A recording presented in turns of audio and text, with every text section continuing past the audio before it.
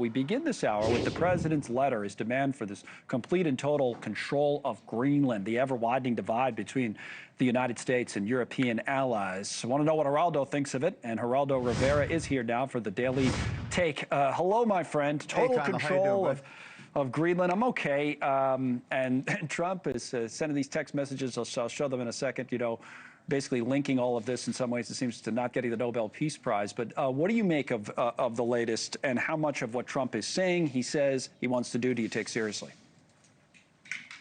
I'm baffled by it. I'm deeply troubled by it. I watch it with my heart in my throat and say, oh my God, what has happened to President Trump? Just because he gets snubbed on the Nobel Peace Prize, he's being irrational, it seems to me, kissing Putin's ass while insulting our traditional friends in NATO. What the hell is at play here? What's going on? Is there something I don't see? A motive that I don't see? I cannot believe for a second that it's all about him being ticked off about being snubbed by the Nobel Committee. It just seems so irrational, so petty, you know, so beneath him and us. So my fear is that, you know, words have meaning.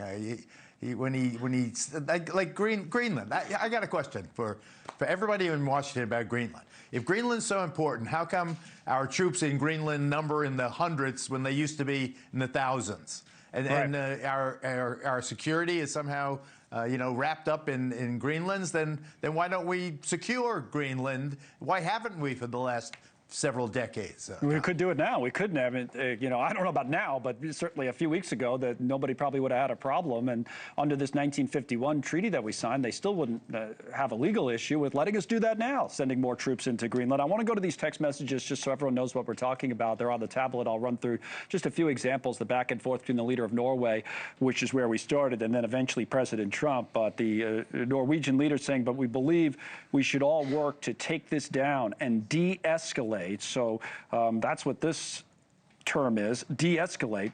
So much is happening around us where we need to stand together. And then eventually, President Trump responds and says the following: Dear Jonas, considering your country decided not to give me the Nobel Peace Prize for stopping 8 wars, I no longer feel an obligation to think purely of peace, although it's always going to be predominant. But now, think about what is good and proper for the United States of America. Denmark cannot protect the land from Russia or China, and why do they have a right of ownership anyway? There are no written documents.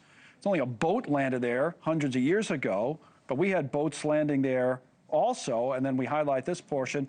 I've done more for NATO than any other person since its founding, and now NATO should do something for the United States. So let me stop on that. I mean, just, you know, put aside for a moment, these are two world leaders texting each other. This is the kind of language. But this part on NATO, you know, there's a question now. The NATO alliance, is it truly on the line, or is that hyperbolic?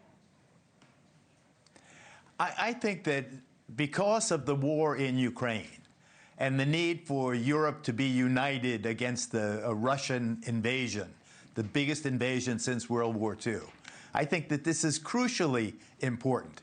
And I worry that President Trump doesn't have someone that he respects enough that he listens to them. He doesn't have a whisperer, someone who says, Mr. President, you know, don't threaten the very essence of the Atlantic Alliance that has been the foundation stone of our security for half a century. Don't more than half a century. Don't do that. That's not the patriotic thing to do.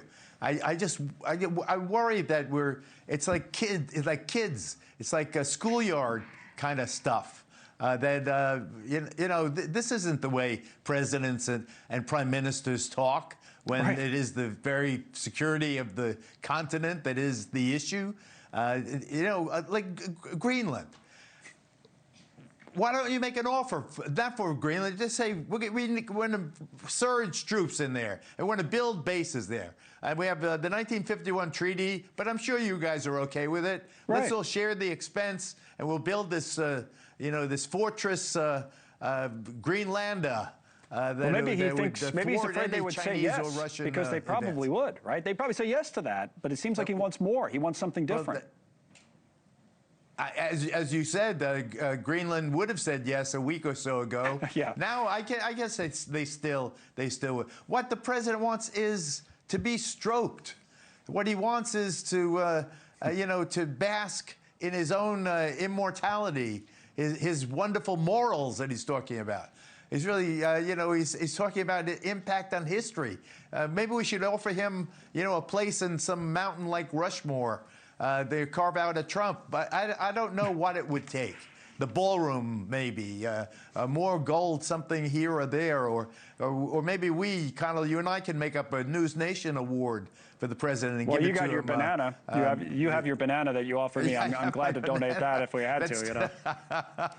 I'm just saying that's available. It's taken, unfortunately.